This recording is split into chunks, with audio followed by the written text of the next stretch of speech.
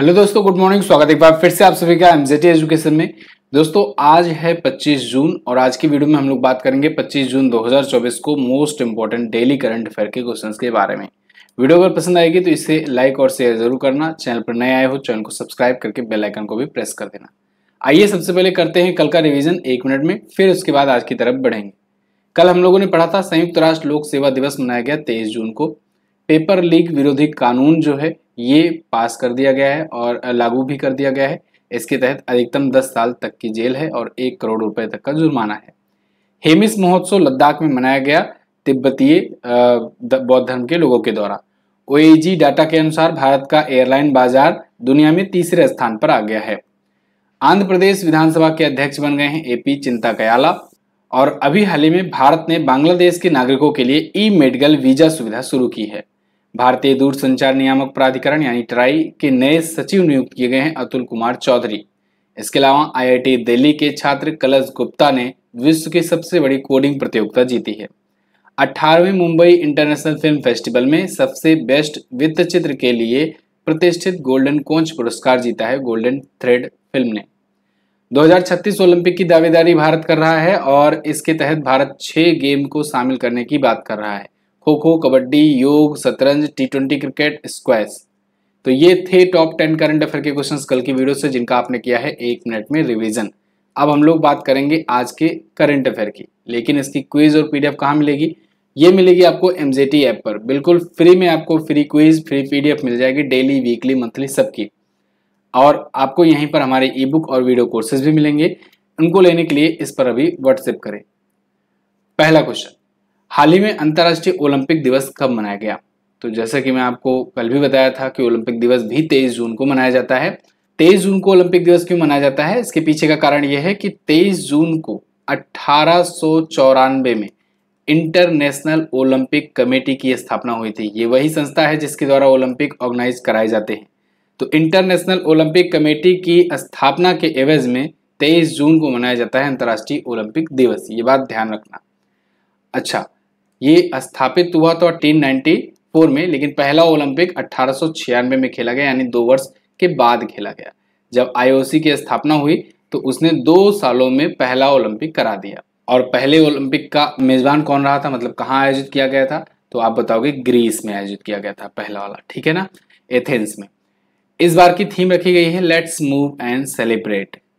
और ये दिवस मनाया जाना कब से शुरू हुआ? 23 जून 1948 से, यानी पहली बार 1948 को ये दिवस मनाया गया। क्यों? क्योंकि पियरे डी कुबर्टिन को सम्मानित के लिए। पियरे डी कुबर्टिन ये वही व्यक्ति थे जिन्होंने आधुनिक ओलंपिक खेलों की शुरुआत की, या कहें कि इन्होंने ही ये जो 1894 है उसमें आईओसी की स्थापना भी की और उसके बाद फिर पहला ओलंपिक करवाया। अगला देखते हैं क्वेश्चन। ये महत्वपूर्ण दिवस है जून महीने के, कल हम लोगों ने रिवीजन किया था, तो आज हम लोग आगे बढ़ेंगे। राष्ट्रीय परीक्षण एजेंसी यानी कि एनटीए, इसके महानिदेशक कौन बनाए गए? तो दोस्तों एनटीए का नया महानिदेशक बनाया गया प्रदीप सिंह खरोला को। इससे पहले सुभाष कुमार सिंह थे, उनको हटा दिया गया है पद से। कारण आप देख ही रहे हो, एनटीए ही कराता है नीट एग्जाम, और नीट एग्जाम में जब पेपर लीक वाला मामला आया और देश भर में पूरा ये विरोध चला, देश भर में अभी भी चल रहा है प्रोटेस्ट नीट को लेकर। नीट को सीबीआई को सौंप दिया गया है इसकी जांच को, और इसको लेकर के एनटीए के महासचिव पर भी लिया गया है मतलब कड़ा एक्शन। अब ऐसा नहीं है कि वो इन्वॉल्व पाए गए थे सुभाष कुमार सिंह, लेकिन एक्शन लेना भी बहुत जरूरी है, क्योंकि जब एक्शन लिया जाता है तो आने वाले जो अधिकारी होते हैं उनको ये पता रहता है कि हमको ठीक से करना होगा, नहीं तो हमारा भी पद जा सकता है। जिससे आगे ऐसा कुछ ना हो, महानिदेशक जो हो वो सख्ती से पेश आए अपने सभी पूरे के पूरे ऑर्गेनाइजेशन में, और अच्छे तरीके से वो परीक्षा आयोजित हो सके। तो इसलिए प्रदीप सिंह खरोला को अभी अतिरिक्त प्रभार के रूप में नियुक्त किया गया है। परमानेंट नियुक्ति जल्द ही हो जाएगी। अभी के टाइम पर प्रदीप सिंह खरोला जो हैं ये भारत व्यापार संवर्धन संगठन देख रहे हैं, उसके अध्यक्ष और प्रबंध निदेशक हैं। इनको यहाँ पर एक्स्ट्रा चार्ज दिया गया है, ठीक है। ये 1985 बैच के आईएएस हैं। अब एनटीए की बात करें तो इसकी स्थापना 2017 में की गई थी, नेशनल टेस्टिंग एजेंसी। और इसका काम आता है दोस्तों कि प्रवेश परीक्षा में और भर्ती में जो परीक्षाएं आयोजित कराई जाती हैं वो सुचारू रूप से कराना। ये शिक्षा मंत्रालय के तहत, उच्च शिक्षा विभाग के तहत आता है। क्लियर है? आगे देखते हैं। अगला क्वेश्चन, कौन सा शहर यूनेस्को की सूची के अनुसार भारत का पहला साहित्य का शहर बन गया है? तो दोस्तों यूनेस्को की लिस्ट में ऑफिशियल तरीके से भारत के साहित्य के शहर में ऐड कर दिया गया है कोझिकोड को। अगर आपको याद हो तो पिछले साल नवंबर में मैंने एक क्वेश्चन बताया था आपको कि कोझिकोड को और ग्वालियर को ध्यान रखना, ग्वालियर को संगीत का शहर और कोझिकोड को साहित्य का शहर, ये दो लिस्ट में शामिल किया गया था। मतलब कहा गया था कि इन दोनों को ये घोषित किया जाएगा यूनेस्को के द्वारा भारत का पहला साहित्य का शहर कोझिकोड और यूनेस्को के द्वारा भारत का पहला संगीत का शहर ग्वालियर मध्य प्रदेश को चुना जाएगा। ठीक है, तो अभी हाल ही में कोझिकोड को ऑफिशियल तरीके से यूनेस्को ने अपनी लिस्ट में शामिल कर लिया है as a India's first UNESCO city of literature. Kozhikode कहाँ पड़ता है? कोझिकोड दोस्तों केरल का एक शहर है और साहित्यिक विरासत के लिए अपना जाना जाता है। यहाँ के दो व्यक्ति को ज्ञानपीठ भी मिल चुका है, जो कि भारत में साहित्य का सबसे बड़ा पुरस्कार है, आप जानते हो। और ग्वालियर का इतिहास तो आप समझ रहे हो, तानसेन के समय से ही है, तानसेन यहीं के थे। ग्वालियर मध्य प्रदेश को संगीत का शहर, ये भी ध्यान रखना। यूनेस्को की अगर बात करें तो यूनेस्को का फुल फॉर्म होता है United Nation Educational Scientific and Cultural Organization. स्थापना इसकी 16 नवंबर 1945 को हुई थी। पेरिस में हेडक्वार्टर है और आंद्रे अजोले इसके अध्यक्ष हैं। अगला, यहाँ पर केरल आया है तो केरल से रिलेटेड कुछ हम लोग और पॉइंट्स देखेंगे जो अभी चर्चे में आए थे करंट अफेयर से रिलेटेड, फिर उसके बाद हम लोग स्टैटिक देखेंगे केरल से। तो कोझिकोड जो है ये पहला साहित्य शहर बना है। मालाबार रिवर फेस्टिवल अभी आयोजित किया गया। आर्टिफिशियल इंटेलिजेंस को इसने अपनी स्कूली पाठ्य पुस्तकों में शामिल कर लिया है क्लास 7th में। राजसी चिथराई महोत्सव आयोजित किया गया मीनाक्षी मंदिर में और त्रिशूरपुरम भी महोत्सव आयोजित हुआ। इसने पहला AI शिक्षक लॉन्च किया आयरिस नाम से, ये भी ध्यान रखना, पहला आर्टिफिशियल इंटेलिजेंस बेस्ड शिक्षक टीचर आयरिस लॉन्च किया केरल ने। और मछली की आबादी बढ़ाने के लिए कृत्रिम चट्टानों की परियोजना शुरू की गई। एंटीबायोटिक दवाओं के दुरुपयोग के लिए ऑपरेशन अमृत शुरू किया गया। क्लासिक इंपीरियल का यहाँ पर शुभारंभ हुआ, जो कि एक लग्जरी जहाज है। ये सभी केरल से रिलेटेड करंट अफेयर के क्वेश्चन थे। अब स्टैटिक देखो, केरल यहाँ पर आपको देखने को मिल जाएगा भारत में दक्षिण में। तिरुवनंतपुरम इसकी राजधानी है। पिनरई विजयन CPIM पार्टी से यहाँ के CM है और आरिफ मोहम्मद खान यहाँ के गवर्नर हैं। केरल अपना बॉर्डर कर्नाटक से और तमिलनाडु से शेयर किया करता है। 14 जिले हैं, 141 विधानसभा में सीटें हैं, 20 लोकसभा में और 9 राज्यसभा में यहाँ पर सीटें हैं। अगर यहाँ के नेशनल पार्क की बात करें तो Idukki national park, silent valley national park, Periyar वन्यजीव अभयारण्य। साइलेंट नेशनल पार्क ये बहुत पूछा जाता है। ठीक है, कथकली और मोहिनीअट्टम, कलियट्टम ये यहाँ के प्रमुख शास्त्रीय नृत्य हैं।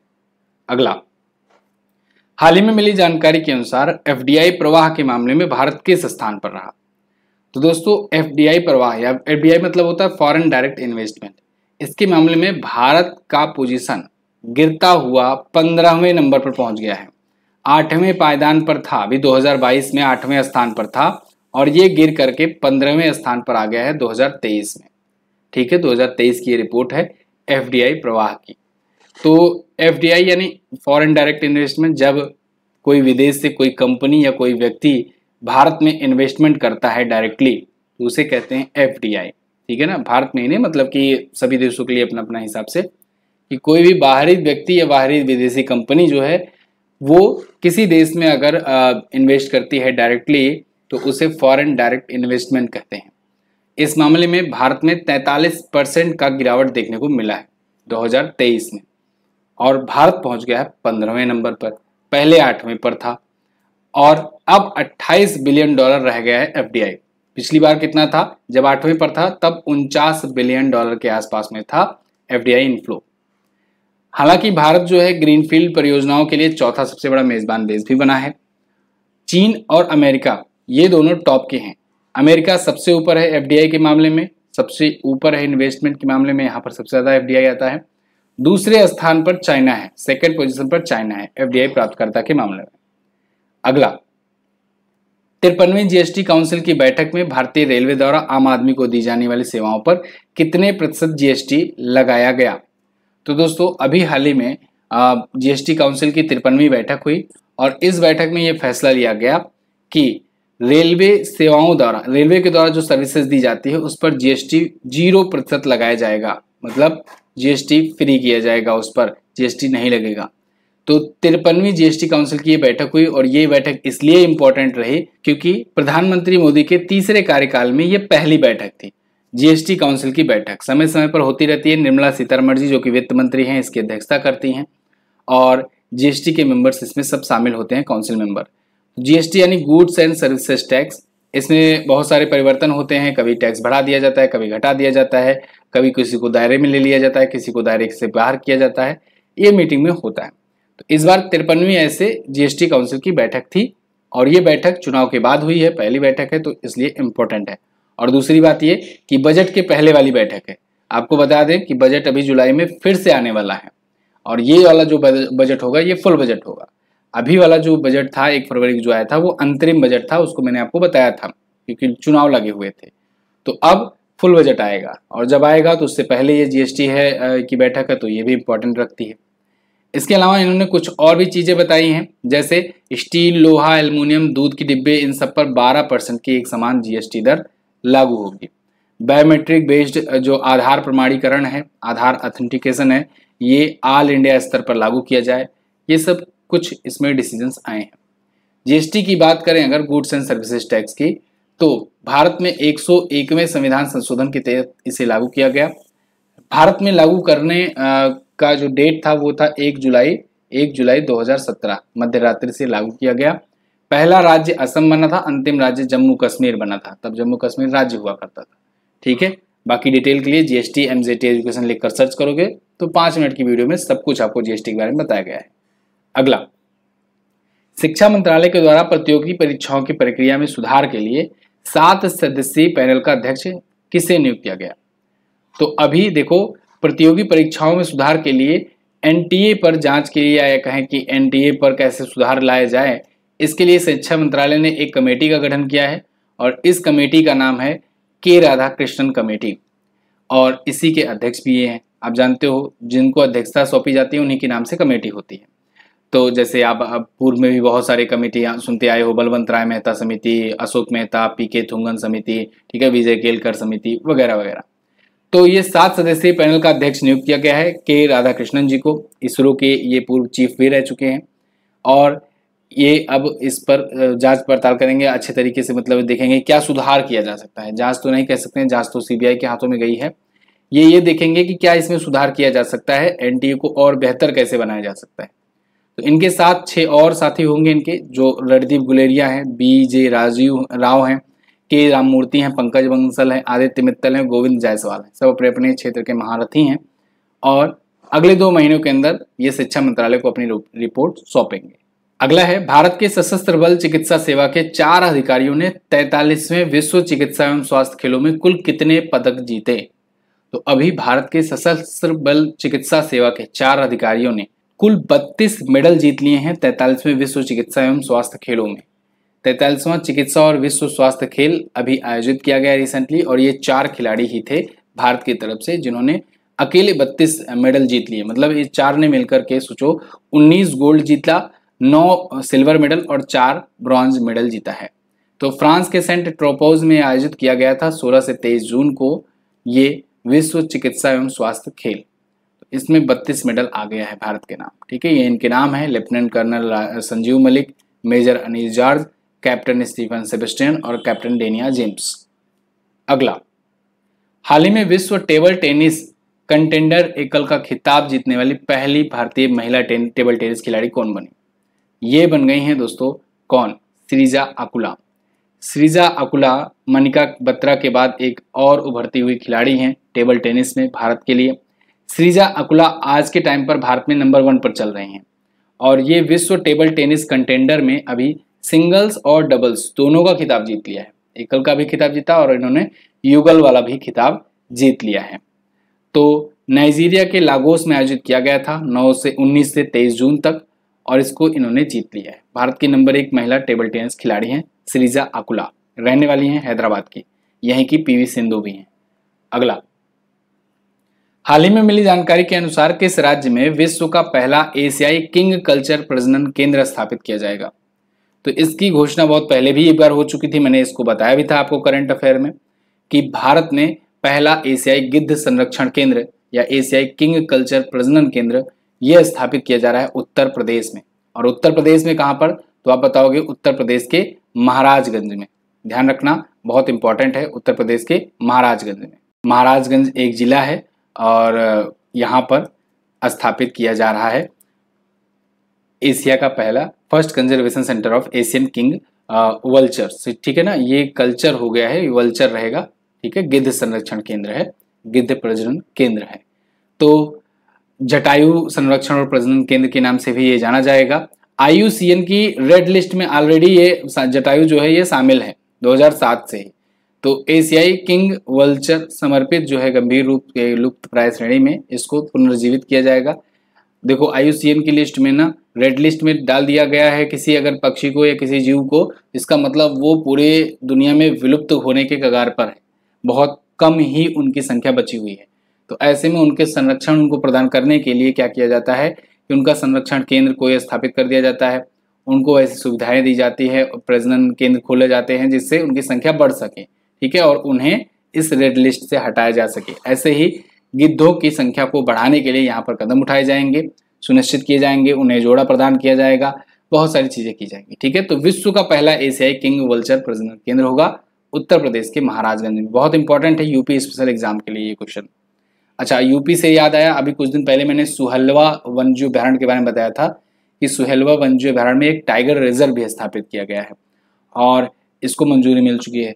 तो सुहेलवा टाइगर रिजर्व उत्तर प्रदेश का 5वां टाइगर रिजर्व बन गया है, ये भी बात ध्यान रखना। ठीक है ना, 5वां टाइगर रिजर्व। तो उत्तर प्रदेश में 5 टाइगर रिजर्व हैं और एक नेशनल पार्क है, सिर्फ और सिर्फ एक नेशनल पार्क है, वो है दुधवा नेशनल पार्क, और वो कहाँ है, लखीमपुर खीरी में है, जो कि उत्तर प्रदेश का सबसे बड़ा जिला है। उत्तर प्रदेश की बात करें तो लखनऊ इसकी राजधानी है। योगी आदित्यनाथ बीजेपी पार्टी से यहाँ के सीएम है, आनंदीबेन पटेल यहाँ के गवर्नर है। राजकीय पशु है बारहसिंघा, राजकीय पक्षी है सारस, राजकीय पुष्प है पलाश और राजकीय पेड़ है अशोक। और दुधवा नेशनल पार्क, नवाबगंज पक्षी अभयारण्य, पीलीभीत टाइगर रिजर्व, चंद्रप्रभा गेंद सेंचुरी, सुहेलवा वन्यजीव अभयारण्य, ये सभी यहाँ के हैं। लोक नृत्य में बात करें तो चौरकुला, नौटंकी, रासलीला, रामलीला, धोबिया, थाली, पौता, झोरा, ये प्रमुख लोक नृत्य यहाँ के हैं। सभी प्रकार के सीटों में उत्तर प्रदेश का नाम नंबर 1 पर रहता है। सीटों की संख्या याद करनी हो तो 403 विधानसभा में, 100 विधान परिषद में, 80 लोकसभा में, राज्यसभा में 31 सीट जाती है। जिलों की संख्या 75 है। लास्ट क्वेश्चन आज का, हाल ही में स्पेनिश ग्रैंड प्रिक्स 2024 का खिताब किसने जीता? इसको जीत लिया है दोस्तों मैक्स वर्स्टैपेन ने, one and only max Verstappen. लगातार जीतते रहते हैं। इस सीजन में अभी तक हुई रेस में 7 रेस ये अकेले जीत चुके हैं। स्पेनिश ग्रैंड प्रिक्स अभी हाल ही में फॉर्मूला 1 का रेस हुआ और इसको इन्होंने जीत लिया। ये F1 रेस के खिलाड़ी हैं, नीदरलैंड के रहने वाले हैं और ये रेडबुल के तरफ से ड्राइविंग करते हैं, यानी रेडबुल के ये ड्राइवर हैं। तो मैक्स वर्स्टैपेन अपनी 7वीं जीत को का जश्न मना रहे थे। स्पेनिश ग्रैंड प्रिक्स जीत गए हैं। इन्होंने इस सीजन में सऊदी अरब ग्रां प्री, लास वेगास ग्रां प्री, जापानी, चाइनीज, एमालिया रोमांगना और स्पेनिश जीत लिया हुआ है। इसके अलावा कार्लोस सैंज ने ऑस्ट्रेलिया ग्रां प्री जीता हुआ है। लैंडो नॉरिस ने मियामी ग्रां प्री जीता हुआ है। क्लियर है, ग्रां प्री ये ग्रैंड प्रिक्स कहलाता है और फॉर्मूला 1 का रेस होता है। चलिए, तो बहुत बहुत धन्यवाद यहाँ तक वीडियो देखने के लिए। वीडियो को लाइक कर दिया करो, आप लोग वीडियो को लाइक और शेयर नहीं करते हो आजकल। वीडियो को लाइक और शेयर जरूर कर दिया करो। और अगर साइंस की ई बुक लेना है तो आप व्हाट्सएप करें, इस नंबर पर ई बुक आपको दी जाएगी। यहाँ पर A4 साइज में प्रिंटेबल फॉर्मेट में ये ई बुक अवेलेबल है। 1100 प्लस क्वेश्चंस इसमें हैं। चलिए बात करते हैं लास्ट डे के क्वेश्चंस की। विश्व शरणार्थी दिवस की थीम क्या है? एवरीवन इज वेलकम, ये है थीम विश्व शरणार्थी दिवस की। कॉस्ट ऑफ लिविंग सर्वे, विश्व में महंगा शहर, सबसे महंगा शहर कौन सा रहा? तो हांगकांग रहा। मुंबई भारत में सबसे महंगा रहा। आज आपको क्या बताना है? आज आपको बताना है हेमिस महोत्सव जो मनाया जाता है लद्दाख में, ये किस धर्म के लोगों से संबंधित है। दूसरा, 18वें मुंबई अंतर्राष्ट्रीय फिल्म महोत्सव में सर्वश्रेष्ठ अंतर्राष्ट्रीय एनिमेशन फिल्म का अवार्ड किसने जीता? दोनों क्वेश्चन अच्छे क्वेश्चन है। दोनों के बारे में जो भी पता हो डिटेल में जरूर आंसर करना। और इसकी PDF और क्विज अगर चाहिए आपको तो MGT ऐप पर मिल जाएगी। PDF आपको टेलीग्राम पर भी भेज दिया जाता है, तो वहां से भी आप डाउनलोड कर सकते हो। चलिए बहुत बहुत धन्यवाद यहाँ तक वीडियो देखने के लिए। मिलेंगे साथियों अगले वीडियो में, तब तक के लिए नमस्कार, जय हिंद, वंदे मातरम।